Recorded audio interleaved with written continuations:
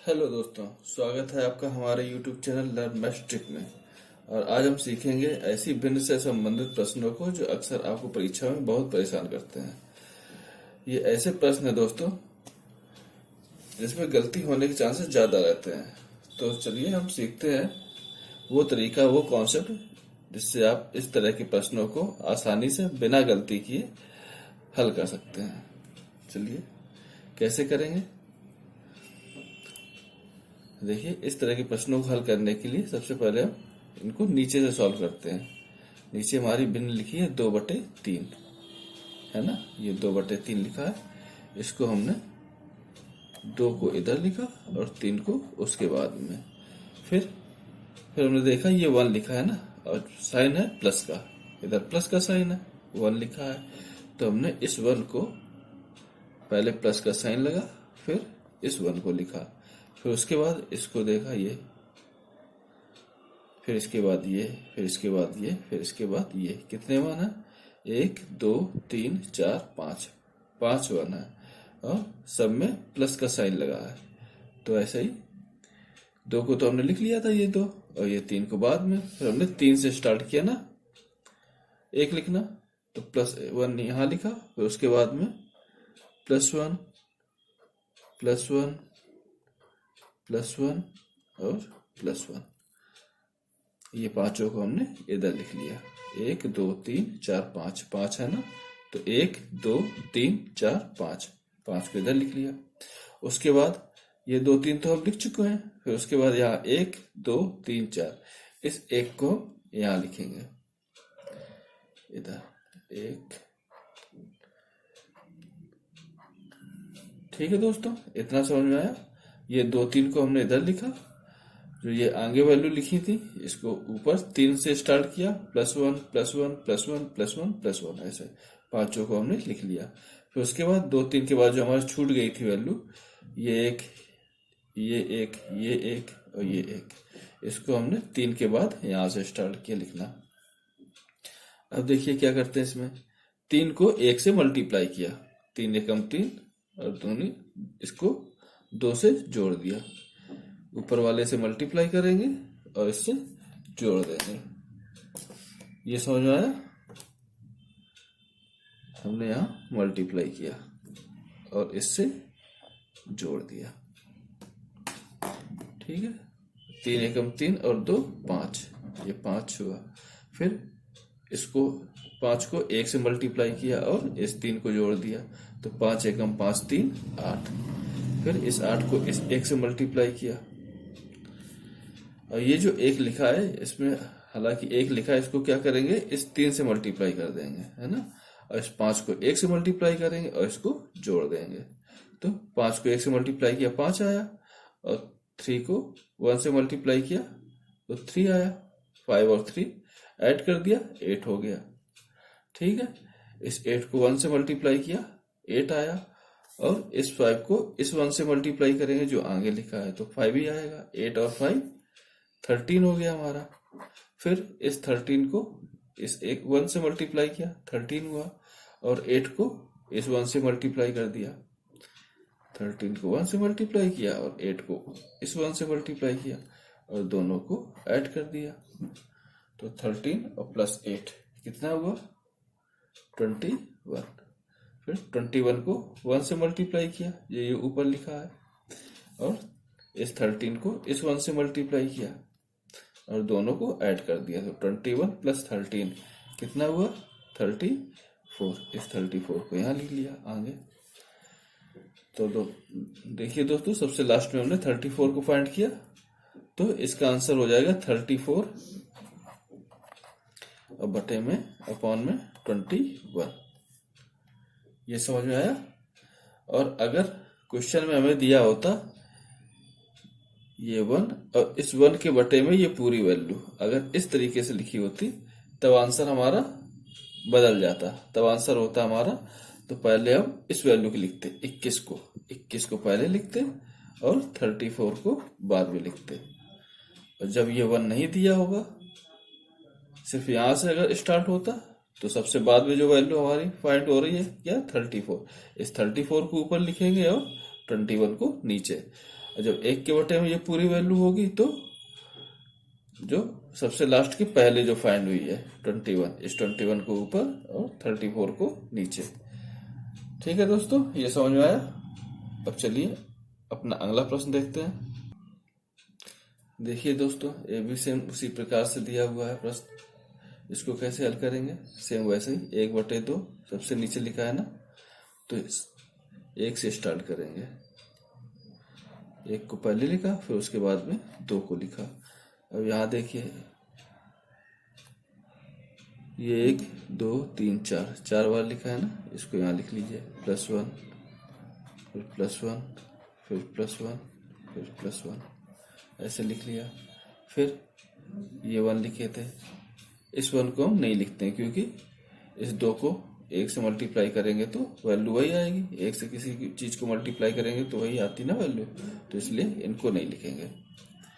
ठीक है, अब इसको सॉल्व करने के लिए देखिए, इधर तो 1 1 लिखे हुए हैं तो इधर लिखने की जरूरत नहीं है। ये 1 को हमने इधर लिख लिया, ये 4 बार थे, 1 2 3 4 ना, 4 बार है ना, तो ऐसे लिख लिया हमने।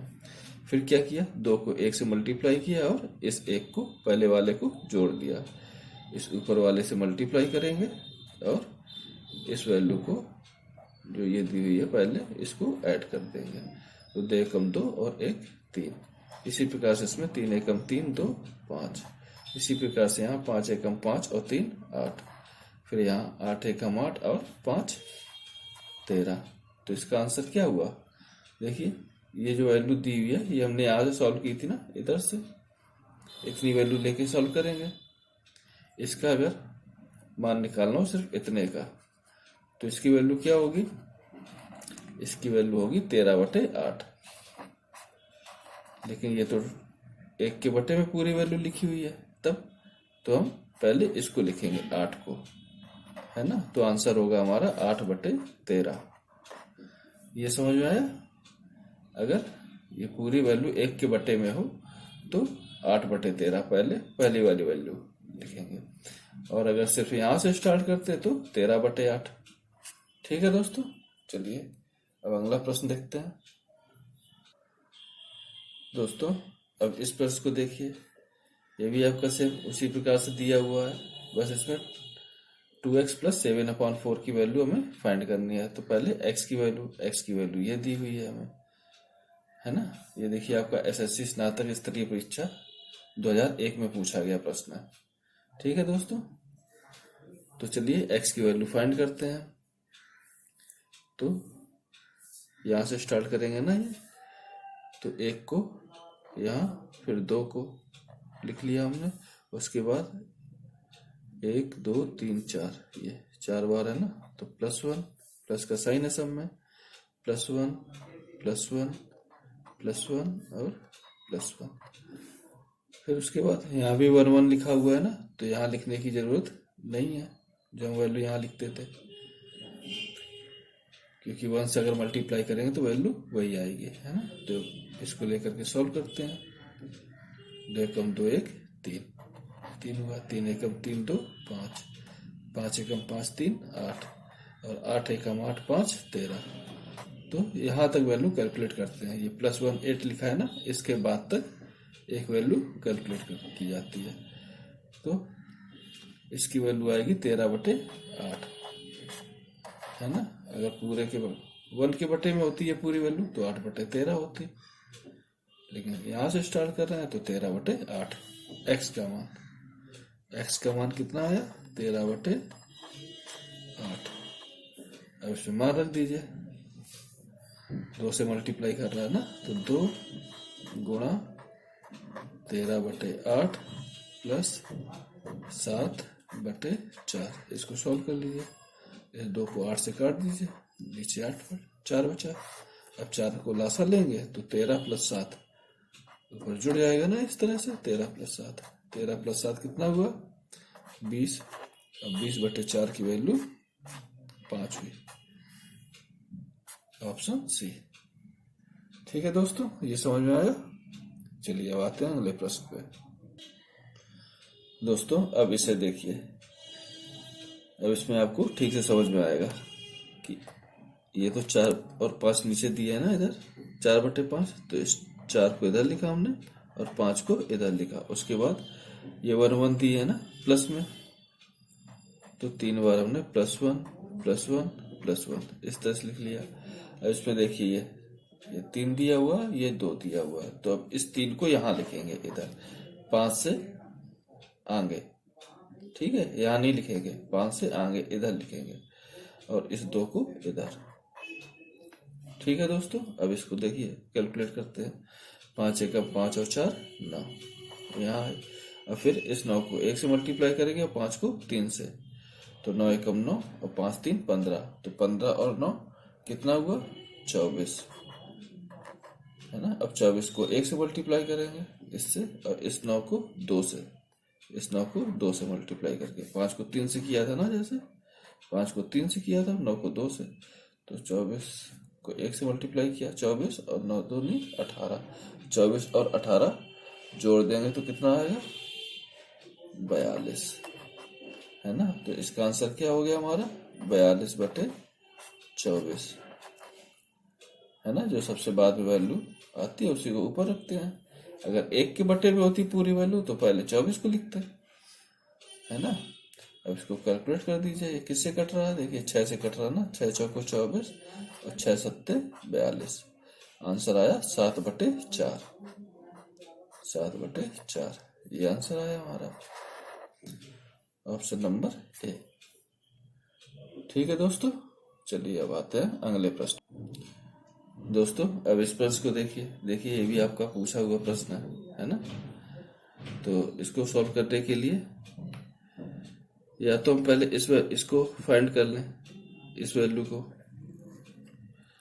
या इस x को यदि लिखा रहने दें, ये देखिए x को हम यदि लिखा रहने दें, ये 2 और माइनस में 1/1 + 1/3 + 1/4, या तो इस पूरी वैल्यू को सॉल्व कर लें, ठीक है।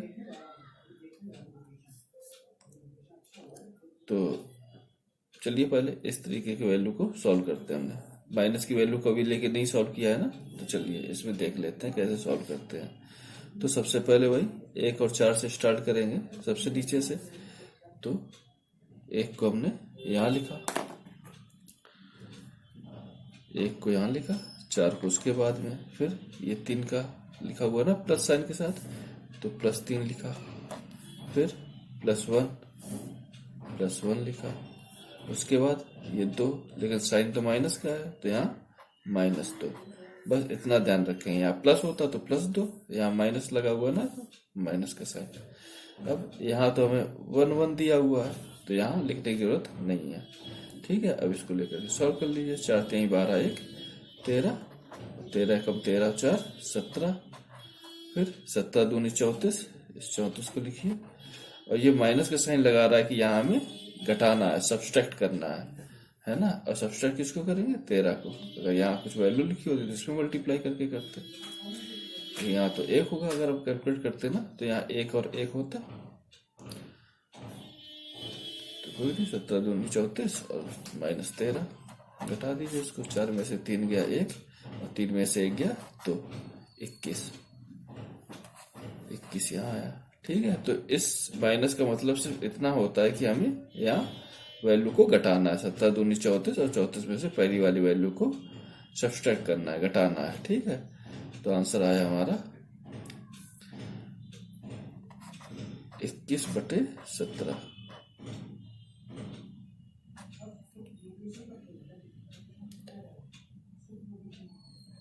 तो 17 21 मिनट, कुछ गलती तो नहीं कर रहा। 17 दूनी 34, 34 में से 13 गया,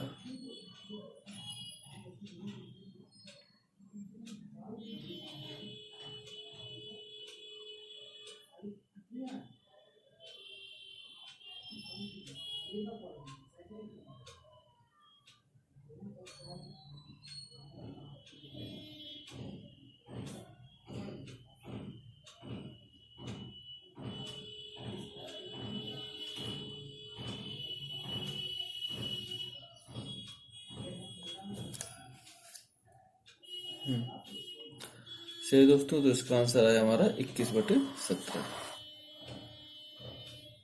हम एक्स की वैल्यू फाइंड करनी थी, एक्स की वैल्यू हमने फाइंड कर ली सीधे। ठीक है, चलिए अगला प्रश्न देखते हैं। 21/17, यही इसका आंसर हो गया, ऑप्शन नंबर बी। अब चलिए दोस्तों अगला प्रश्न देखते हैं। दोस्तों ये प्रश्न देखिए, ये भी आपका एसएससी सीजीएल में आया हुआ है 2004 में। इसको कैसे कैलकुलेट करेंगे? ये वैल्यू 2 के बटे में लिखी हुई है ना पूरी, तो पहले हम इसको कैलकुलेट करेंगे, यहाँ से लेकर के यहाँ तक। इसको कैलकुलेट करना हमें पता है, तो कैसे कैलकुलेट करेंगे? पहले सबसे नीचे से लेकर के सॉल्व करेंगे। तो सबसे पहले 2 को लिखा, फिर 3 को लिखा, इसके बाद इस 3 को, साइन प्लस का है ना, तो +3, फिर ये 3, यहाँ भी +3 लिखेंगे, है ना, क्योंकि साइन प्लस के दिए हुए हैं, तो प्लस, यहाँ +2 को लिख लेंगे, ये +2 लिख लिया। इसके बाद यहाँ 2 3, ये इसको तो लिख लिया हमने। फिर ये वाली वैल्यू और ये वाली वैल्यू, इसको लिखने के लिए इस 3 के बाद से यहाँ इस 2 को और इस 2 को ऐसे लिख लिया हमने। फिर इस 3 को इससे मल्टीप्लाई किया, 3 3 का 9, और इस 2 को ऐड कर लिया, 11 हो गया। फिर 11 3 33, है ना, इस मल्टीप्लाई किया और 3 दूनी 6, इसको जोड़ दिया, 33 और 6 39 हो गया। अब 39 दूनी कितना होगा? 39 दूनी 78, है ना, 39 दूनी 78 और 11 दूनी 22, इसको ऐड कर दिया, 8 2 10 और 7 2 9 1 10, यहाँ 100 हो गया।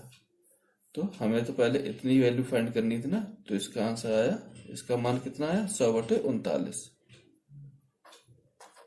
100/39। लेकिन हमें ये 100/39 इसका मान आया, ये होगा 2 के बटे में, 2 के बटे में 100/39 ये आया। अब इसको ऐसे लिख सकते हैं हम, 2 इस 39 को ऊपर ले जाएंगे ना 2 के साथ में, तो इधर मल्टीप्लाई हो जाएगा, बटे में 100 नीचे हो जाएगा। फिर गुणा करना है 0.39 से, ठीक है। और ये 100 है, इसको भी अगर हम भाग दे दें तो यहाँ भी 0.39 हो जाएगा। तो 2 गुणा 0.39 गुणा 0.39, इसको कैलकुलेट कर लेंगे और आंसर हमारा पॉइंट में आएगा। किस में आएगा? पॉइंट में। लेकिन इसमें तो पॉइंट में कोई वैल्यू है नहीं, है ना, तो इसमें आंसर हो जाएगा ऑप्शन डी, इनमें से कोई नहीं। ठीक है बच्चों, समझ में आया? अब आते हैं अपने अगले प्रश्न पे। दोस्तों 7वां प्रश्न देखिए, ये भी आपका एसएससी सीजीएल में पूछा गया है 1999 में।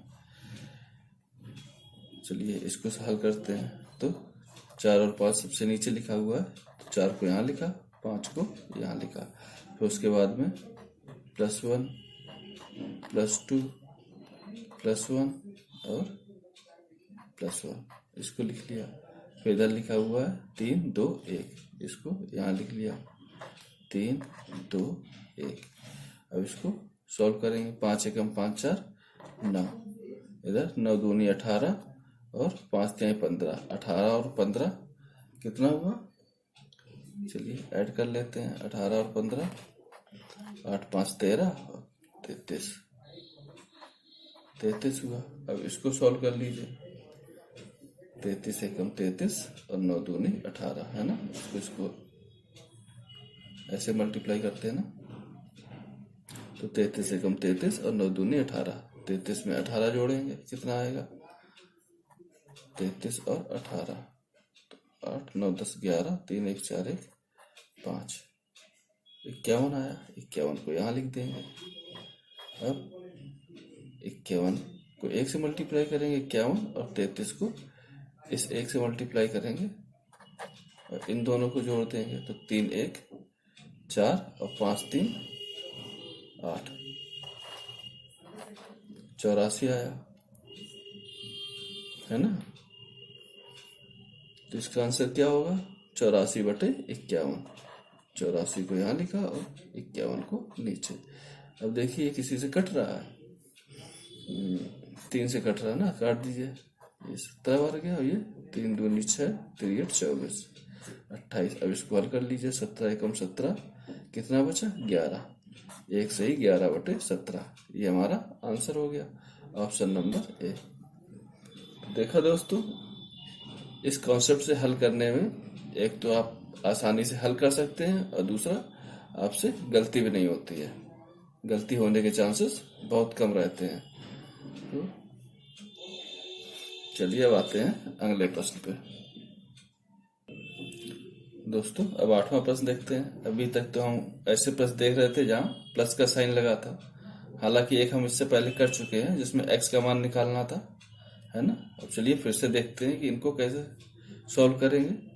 1 2 लिखा हुआ है यहाँ, इसको 1 को यहाँ लिखा, 2 को इधर, फिर ये -2, फिर -1 और उसके बाद फिर -1। यहाँ तो 1 1 है तो यहाँ लिखने की जरूरत नहीं है। तो इसको हल करिए, 2 दूनी 4 और 4 में से 1 गया आपका, इसको घटा देंगे 1 को, तो 4 है, 2 दूनी 4 और 1 3, है ना। घटा दिया ना, यहाँ माइनस का साइन है मतलब घटाना है हमको, तो 2 दूनी 4 है 3, फिर 3 एकम 3, इस 3 में इस 2 को घटा देंगे, 3 एकम 3 और 2 को घटाएंगे, कितना बचेगा 1, है ना। फिर 1 से 1 को मल्टीप्लाई करेंगे तो 1 आएगा और 3 को घटा देंगे। जब 1 से 3 को घटाएंगे, है ना, तो आंसर कितना आएगा -2। समझ में आया। यहाँ तो 1 हुआ, अब 1 से इस 1 से 3 को हमें घटाना है, 1 - 3, है ना, -2 आया। आप सोच रहे होंगे माइनस में आंसर आ रहा है ना। तो चलिए इसको एक बार ऐसे भी हल कर सकते हैं, क्योंकि छोटा सवाल है, इसको ऐसे भी कर सकते हैं। तो यहाँ 2 दूनी 4, 4 में से 1 गया 3, 3/2 इधर लिखेंगे, इसका उल्टा करेंगे तो 2/3 आ गया ना, यहाँ 2 लिखेंगे, यहाँ 3 लिखेंगे, है ना। अब इसको कर दीजिए, तो 3 एकम 3 और 3 से 1 गया 1/3, फिर 3/1 हो गया, 3/1 हो गया ना। फिर 1 से मल्टीप्लाई किया, 1 - 3, 1 - 3 मतलब -2। ऐसे भी डायरेक्ट भी हल करेंगे तब भी -2 आएगा। चलिए अगला प्रश्न देखते हैं। दोस्तों ये सवाल देखिए, इसमें माइनस दिए ना साइन, तो इसको नीचे सॉल्व करिए। 1 को यहाँ लिखा, 7 को इधर लिखा, फिर -2 और -3 को लिख लिया हमने, इधर नहीं लिखते क्योंकि 1 लिखा हुआ है। अब 7 दूनी 14, 14 में से 1 गया 13, अब 13 3 39 और 39 में से 7 गया, कितना आया 32, 32 को यहाँ लिख लिया। अब ये 1 के बटे में लिखी हुई है ना, तो पहले 13 को लिखेंगे, है ना, बाद में 32 को, तो इसका आंसर आया 13/32, है ना, ऑप्शन नंबर ए। समझ में आया दोस्तों। चलिए अब आते हैं अगले प्रश्न पे। दोस्तों अब इस प्रश्न पे आते हैं, क्या कह रहा है, वह उसी टाइप से लिखा हुआ है ना, तो इसको हमें कुछ नहीं करना, नीचे से स्टार्ट करते हैं। 1 इधर, 3 इधर, फिर +2 +4 +7 और -1, और इधर लिखा हुआ 1 1 और 5, इसको यहाँ लिख दीजिए 1 1 और 5। चलिए अब इसको सॉल्व कर लीजिए। 3 दूनी 6 और 1 7, 7 चौको 28, 28 और 3, 28 3 31, 31 7 7 एकम 7, 217, 217 में 7 जुड़ गया, कितना आया 217 में 7 जुड़ गया तो 224, 224 को यहाँ लिख लीजिए, है ना। अब 224 का मल्टीप्लाई 1 में तो 224 और 31 का 5 में मल्टीप्लाई तो 155, और इसको घटाना है ना, क्योंकि माइनस का साइन लगा, घटा दीजिए। 14 में से 5 गया 9, यहाँ 11 बचा, 11 में से 5 गया 6, है ना। यहाँ तो 1 बचा हुआ, 1 1 0, तो यहाँ आया 69। तो इसका आंसर होगा हमारा 69/224, है ना, क्योंकि ऊपर 1 नहीं लिखा है, 1 के बटे में होती तो पहले 224 आता। तो ये तो शुरुआत हमारी यहाँ से है, तो पहले ये वाली वैल्यू आएगी जो सबसे बाद में हमें मिली है। सबसे बाद में 69 मिली, तो 69/224। तो दोस्तों देखा आपने, इतनी बड़ी बड़ी भिन्नों को इतनी आसानी से हम कैसे हल कर सकते हैं, वो भी बिना किसी गलती के। तो दोस्तों अगर ये कॉन्सेप्ट आपको पसंद आया हो तो चैनल को सब्सक्राइब कीजिए, और आगे इसी तरीके से और भी कॉन्सेप्ट सीखने के लिए बेल आइकन को प्रेस कीजिए, जिससे आने वाली क्लासेस की नोटिफिकेशन आपको मिलती रहे। और ये ज्ञान आप अपने तक ना रखिए, दोस्तों में भी शेयर कीजिए। तो दोस्तों मिलते हैं अगली क्लास में एक नए कॉन्सेप्ट के साथ। धन्यवाद।